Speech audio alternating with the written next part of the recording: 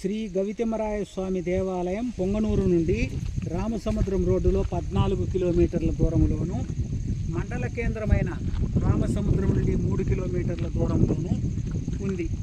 సుమారు 25 కిలోమీటర్ల పొడవైన అడ్డకొండలలో వ్యాపించి ఉన్న దక్షిణపు కొండమూరులో ఈ ఆలయం ఉంది. ఓలపాడు పంచాయతీలో రహదారి నుండి మహద్వారము గుండా ఉత్తరాన కిలోమీటర్ దూరములో దిన్నిపల్లి సమీపములో ఉంది. దక్షిణపు కొండ పాదములో ఉన్న ఈ ఆలయాన్ని తిరుపతి తిమ్మప్పగాను, తిమ్మరాయస్వామిగాను పిలుస్తారు. గౌతమ మహర్షికి తొలుత దర్శనమిచ్చిన స్వామి గౌతమరాయస్వామిగా, గవిలోపల వెలసినందున స్వామివారు గౌతమరాయస్వామిగా, గవితిమ్మరాయస్వామిగా జనవాడుకైనారు.